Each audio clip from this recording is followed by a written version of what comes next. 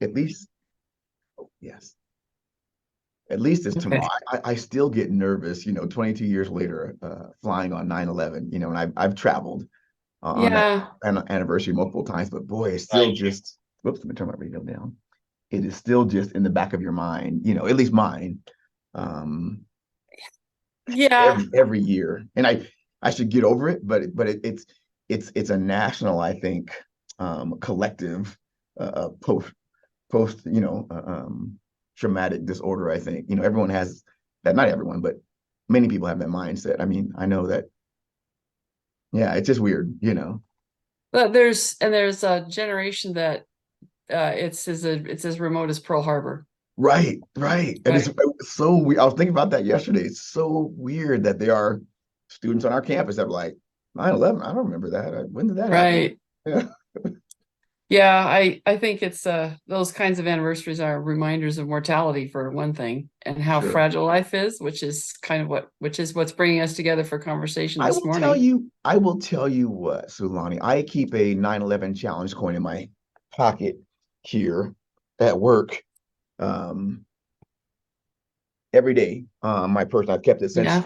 since 2001, and it does a few things for me. It reminds me of right of mortality, but it also reminds me that this divided nation can come together. Sadly, it takes a tragedy for us to do that, but we do have the capacity. Now, whether we can do that outside of a tragedy or not, I keep this as hope that we can. I hope that we can too. In fact, I was thinking about how well we met because you invited me to an Yeah, NAACP meeting and we got acquainted, and then but we really connected very personally over tragedy in families and communities, yeah. and we could be we're very different politically. You were a faithful elector for Hillary Clinton in I 2016, and I voted for was. Donald Trump because I couldn't stand her. So there we go. We're not on the same page politically. But this conversation is about those things that pull us together. And I Yeah. called you because our community suffered a loss to suicide. Mm. And I know that after you lost your son, that that became a passion for you to participate in working on prevention and awareness. And so we had a conversation about that, and I said let's highlight Suicide Prevention Month and Yeah. give it a little give it a boost. It is the first week after the tragedy in our community. It's like nobody wants to say the word, nobody wants to admit what happened. It's just so hard. Yeah, which And keeps it in the dark, which keeps us going through right, the same cycle of avoidance, not getting the help, not only to the victims, but those survivors.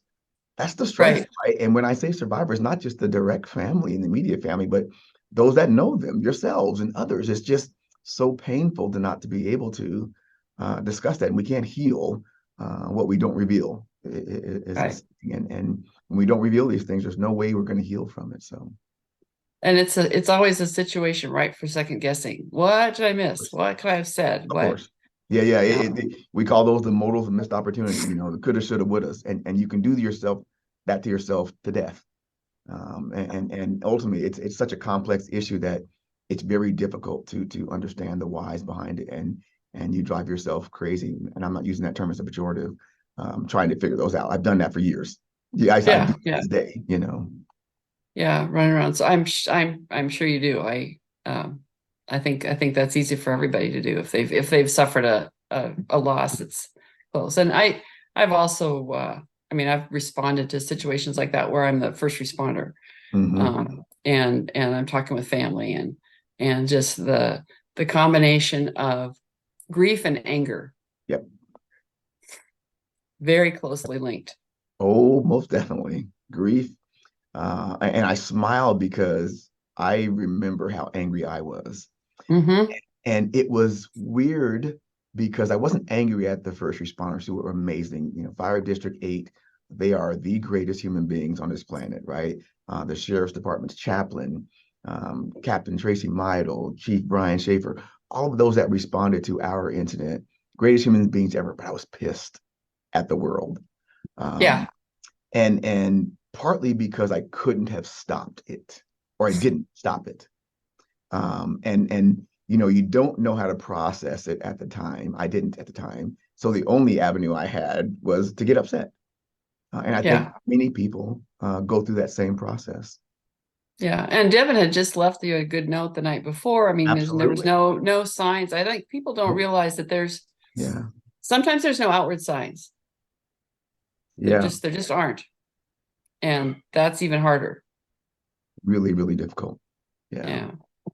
So you took that grief and anger and turned it into, you've really gotten involved with the suicide prevention, particularly reaching out to young men like your son. And so tell us a little about what you found as you started redirecting your energy that way. Yeah, that is a wonderful question, Solani. So when people suffer these losses we've talked about, they get angry, and a couple of things can occur, right? We obviously can become depressed about those things with guilt and those things, and I did, like every other parent would with losing a child. But I also um, developed what they call post traumatic growth out of it, and that post traumatic growth expounded my level of empathy, of caring, of concern for others. I came from a military background, a civilian corrections law enforcement background where I was essentially a robot, right? I couldn't show emotions. I couldn't be weak. And I use that Yeah. term as a pejorative. But that post traumatic growth out of the loss of my son to suicide changed me, at 50 years old. And it proved to me that being weak wasn't a weakness. And I've changed weak into this acronym to mean WEAK, willing to express adult kindness. And I wasn't able to do that. And many men in particular aren't able to do that. But when you're able to show emotion, when you're able to cry, when you're able to give hugs and those kind of things, it really changes the core of who you are. And that's what it did for me. And that drove me to really becoming an advocate for suicide, for loss survivors, for awareness and prevention. I had been involved in events like that just as part of my community, but I delved deeper into it. I got on the board of the American Foundation for Suicide Prevention of Washington. I've been on it ever since. And through that, we've done advocacy at the state capitol, at the national capitol. I've spoken at conferences about suicide loss, suicide prevention. I help try to bring trainings and education to our community. I sit on the mayor's mental health task force and trying to change the idea, the stigmatizing of these situations in our community. So every opportunity that I have, Sulani, I take it to open up and expand and bring this public health crises essentially into the foreground, right? We know it's the second leading cause of death in the state of Washington, ages 10 to 34. 10 to 34, second leading cause of death. So if we're not talking about it like you so graciously did after our loss and how you're doing today going forward, we're not going to change this paradigm, and we have to.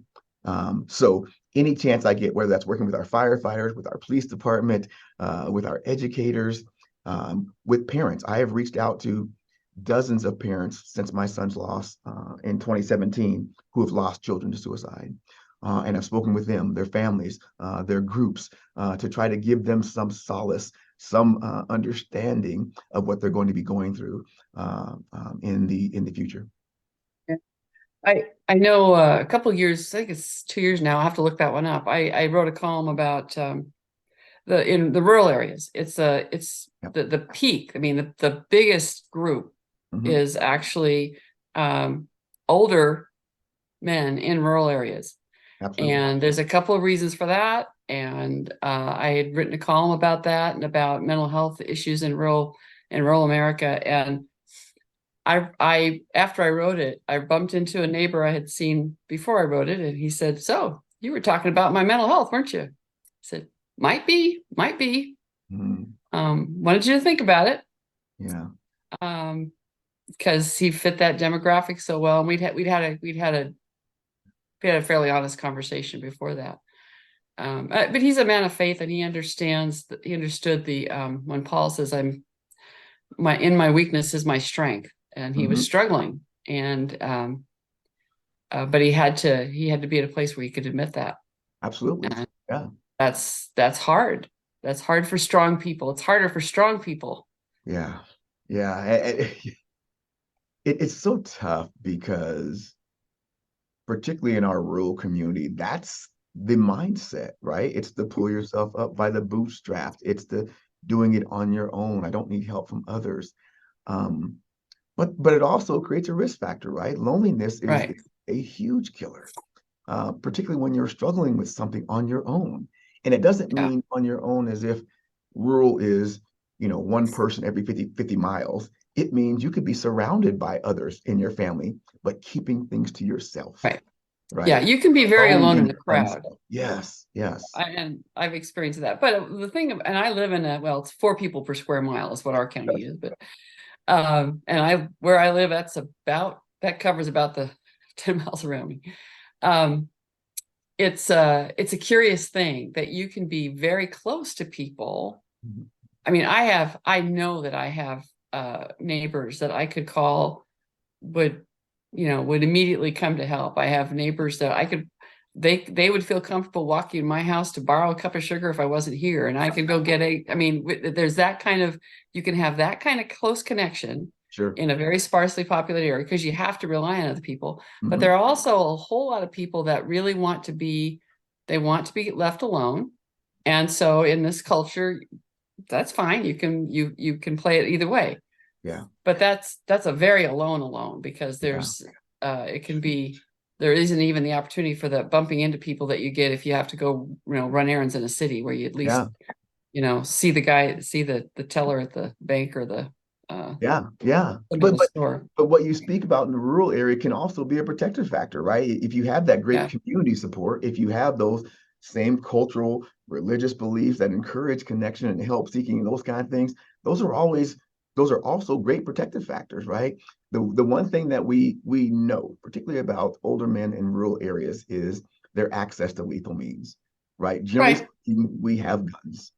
And primarily that is the lethal means that men use in those occasions. To Sad, use the tool that they're familiar with and they know how it absolutely, works, and it's a yeah, very effective and tool. So yeah. sadly it's true, and we can do the best we can to try to limit those risk factors, but in those rural environments, that's it's part of our life, it's part of our Right.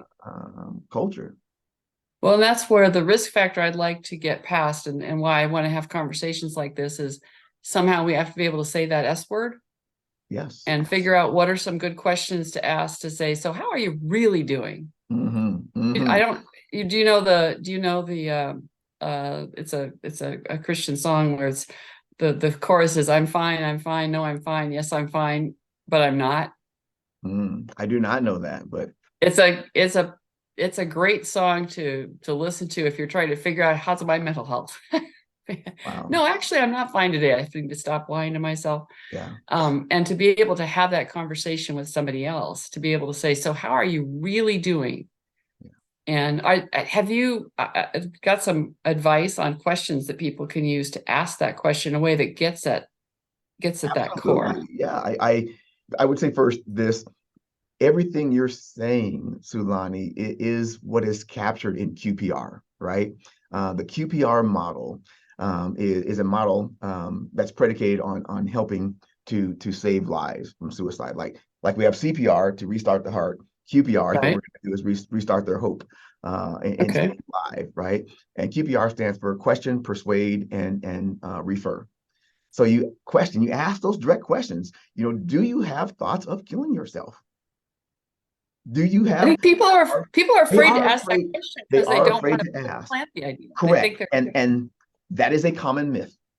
A Mhm, common myth about suicide is that if we talk about it, people are going to go take acts or mhm, do acts on it. When in fact, we know the data shows that when people hear that someone is concerned about them, they feel more connected. And that brief intervention period can often dispel or dissuade their thoughts of taking that mhm. action. You are also creating a time barrier between those lethal means if you're Yeah. simply asking those questions. And then P is going to persuade them, look, let me help you. How can I help you? I have a great resource. that I can connect you with, Sulani? Are you willing to go Hmm. there either on your own? And I could be there to assist you if you need those things, right? And Hmm. then refer out to those great resources. Now we have 988.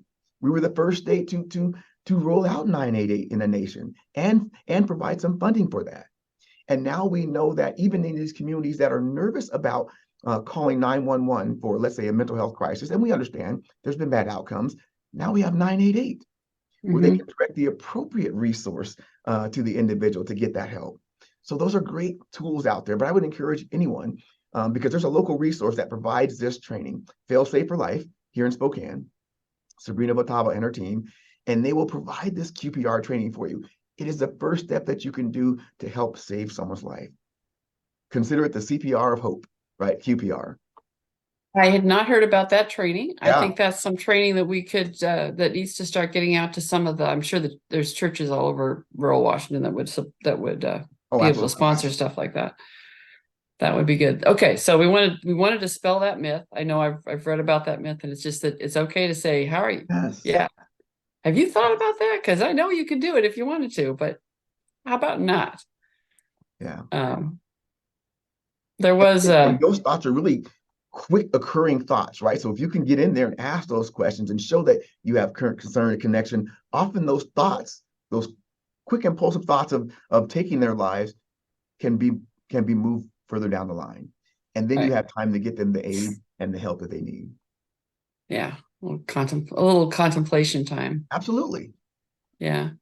So have there's some tools. I wanted to ask about some tools. There's the Mhm. difference between there are people that plan Yes. and then there's impulse. And they're really two different kinds of situations. So if someone may be in the position of their thinking and their planning, that asking that question could be a way to intervene. Yes. Is there anything that you've learned about kind of preventative before it gets to that point that helps? Again, I don't want to say that by then saying, and so that if you fail to do that, it's your fault. But um, what are the preventative factors? And then I guess we talked about one of them, which is good connections. Right. That doesn't always Absolutely. help, but Yep. Yep. um, So access to mental health care, right? And good mental health care. And that's what yeah, the struggle is in our rural community. They're so far removed. But one good thing that came out of COVID was this Zoom, this technology of being able to reach yeah, from a distance. And so even if you don't have immediate access, there are many providers that are offering this kind of care. Here's the other thing that's a protective factor, Sulani, is you don't have to be a clinician to offer help to someone. hmm You and I are just not. The, listen, when you cup of gave tea and me the listen. opportunity to come on your show and to share our story, I've told you this multiple times. It was so healing and cathartic.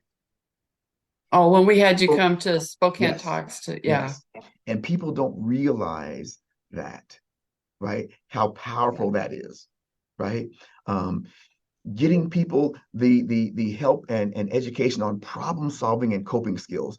One of the things we haven't done a good job in society now because we're so instant in our world is teaching our young men and women early on good problem solving and coping skills, right? That's lacking in society, and some adults don't have that either, quite frankly.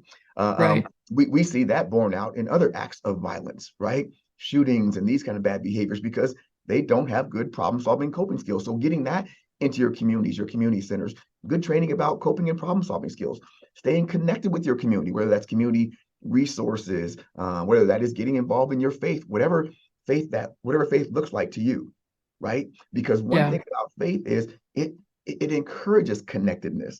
It encourages community. It Mhm. encourages help seeking. It encourages thinking about something bigger than yourself, right? Yeah. So even your struggles that you may be having today, there are bigger struggles that are happening in the world, and you can always overcome that. Faith shows us these things over and over and over again.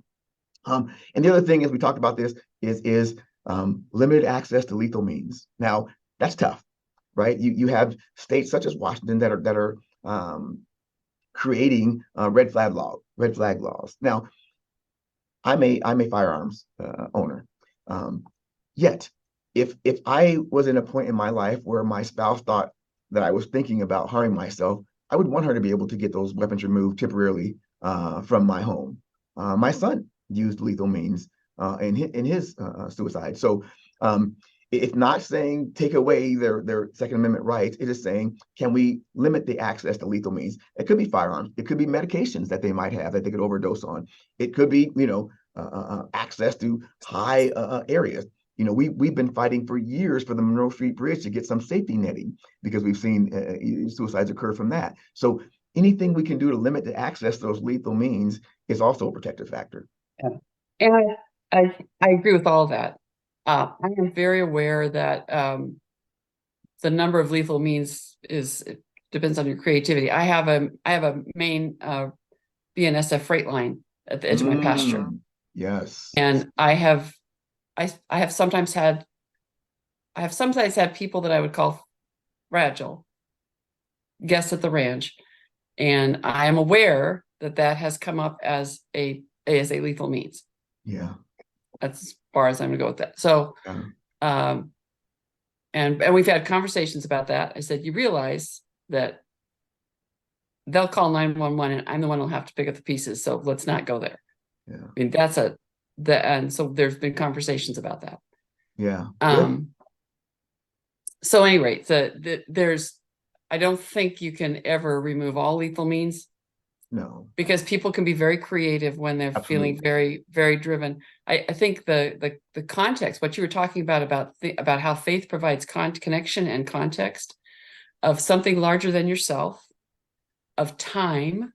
We have such an instant selfie world where the focus is it's just on me, and that's a whole lot of burden to carry. And for young people especially, I think I on a flight when we were on vacation, there was what it was called as a medical emergency, and I went to help, and it was a young woman having a panic attack because she was being bullied online over the Atlantic Ocean, and it was all seemed so, everything had compressed on her, that this was, her whole world had just collapsed, and the treatment that she needed was basically, it was me and another lady of about my age who was a school teacher talking with her and giving her some broader perspective. You know what? Life there's a lot more.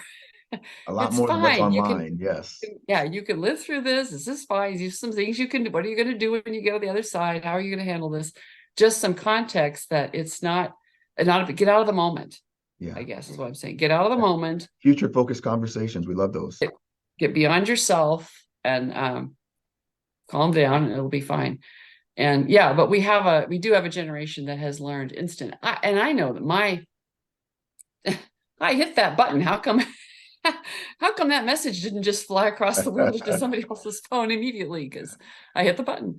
We're so used to instant results, and so that can make can be even harder on people, and that feeds into that impulsive act. Yes. I need action right now.